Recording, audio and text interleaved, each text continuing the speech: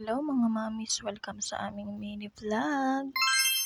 For today's video nga ay gagala nga kami o diba for the gala ang mga person. At ayan, nakarating na nga kami dito sa aming pupuntahan. Ngayon ko lang ulit kasi napilit si Josawang gumala, kaya naman ayan, ikaw go mo na yan. Ayan nga si Baby Elise at nakita niya na nga agad yung tito niya, kaya naman for takbo-takbo nga ang person. Yung mga time na to inaantay lang namin yung tito niya dahil meron niyang kinukuha. Dito nga pala kami ngayon sa Wijam Trampoline Park. Bahala na nga kayo mag-search kung saan to banda. Char. For the antay nga lang ang person dito dahil inaantay pa namin yung tito niya at kumukuha pa nga ng medyas niya dahil wala kaming dala. At maya maya nga ayan, naglaro na nga ang person at nakapasok na nga kami dito sa loob. O diba napakaganda talaga dito. First time lang namin dito kaya naman ayan, for the play nga ang mga person. Binuhat nga siya ng tito niya, tinagis nga dyan sa maraming pom, hindi ko alam tawag dyan. Basta bahala na kayo, basta malambot siya.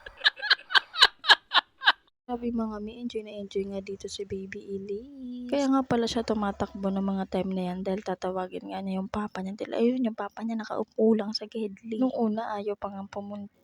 Ewan ko ba dito, pa baby pa. Charis. Ito yan, tinatawag nga niya. Pero ayaw nga lumapit. Bahala ka dyan. Kami dito mag-e-enjoy. Dahil ayaw nga pumunta ng papa niya. Ayan, kami na nga lang maglalaro mag-ina. Dahil maganda talaga dito. Be, malambot lang lahat ng bagay na nandito. Matanda, bata. Ay, Diyos mio, marimar mag-e-enjoy talaga. Kaya naman pumunta na kayo dito. Sa mga hindi pa nakakapunta dyan, itry nyo na be, mag-e-enjoy kayo. Lalo na yung mga junakis nyo. 2 years old pa nga lang tong Baby Elise nyo. Pero ayan, enjoy na enjoy nga siya dito sa Wijam Trampoline. Marami kayong magagawa dito. Pero itong bilog na malaki na to, ewan ko anong tawag dyan. Hindi ko siya tinry dahil natatakot ako. Ayan nga si Baby Elise nyo. At papatong lang siya dahil hindi naman namin alam kung paano ba to.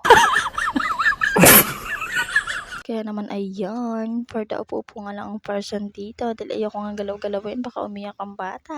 Yan nga ang mima nyo, hindi naman halatang nag-e-enjoy nga dito at patalon-talon nga lang ang ginagawa. Huy, hindi naman kasi marunong tumambling, charis. Marunong o hindi tumambling, pwedeng-pwede ka nga dito, mi. Kasi naman mag-e-enjoy ka talaga dito at patalon-talon ka nga lang. Huy, itong ang bata, tinawag nga ng tito niya at ipapatry nga itong zipline. Ayan, at excited pa nga ang bata at may dala-dala pang ang bola o dibo. Dinala pa ang bola. Baka pati pag-uwi, dala-dala mo na yan, ha?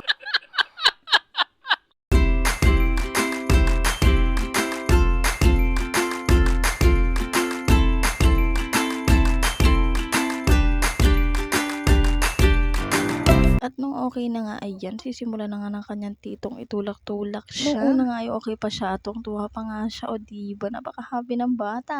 Ay, day, sabi ko sa inyo, hindi ako magsasawang ulit-ulitin na pati bata, matanda mag-i-enjoy dito. Try nyo na, pumunta na kayo. Kita nyo naman ang Baby Elise, tuwang-tuwa at pabalik-balik nga, pero mamaya niyan, day, magpapababa na nga siya. Hala, yan nga, tinutulak-tulak nga siya ng tito niya dyan, o diba, mamaya niyan, mama, baba. At ayun, sumisenyas na nga sa tito niya na gusto niya nang bumaba. Tingnan nyo nga ang itsura. Ewan ko ba kung masaya ba siya o natatakot. Ito naman nga ang itatry ng bata. Hindi ko alam tawag dito. Yung para kang bubuyog tapos ididikit ka nga dito sa pader. First time lang kasi namin dito. At ayan, hindi ko alam tawag kung ano yung mga ginagawa nga dito. Basta ayan, mag-enjoy ka na lang. Ready na nga siya ng tito niya. Tignan natin kung ano nga magiging reaction niya. Diyos mio.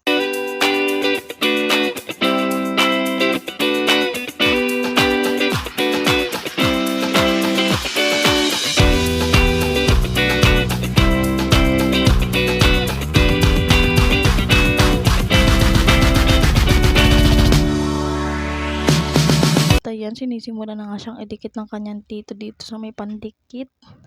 Hindi alam ang tawag. Hindi nga niya alam kung ano magiging itsura niya dyan. Tignan nyo naman ang itsura. Sabi ko ngumiti siya, ngumuso. Ewan ko ba napipilitan na ang bata. At pamaya-maya nga ayan, iiyak na nga siya. O diba? First time lang kasi niya dito. Kaya naman ayan, naninibago siguro siya. O diba? Umiyak na nga ang bata ng tuluyan. Kaya naman ayan, pinababa ko na nga sa tito niya dahil nakakaawa nga yung iyak. At ayan, tinatanggal na nga ng tito niya. Parang hindi na nga siya umiyak. At nung mga time na yan, sinisilip-silip nga niya yung papa niya dahil magsusumbong daw siya. Pero nung nawala na nga yung topak niya, ayan, naglaro-laro na nga kami ulit. Wait nyo lang, may part 2.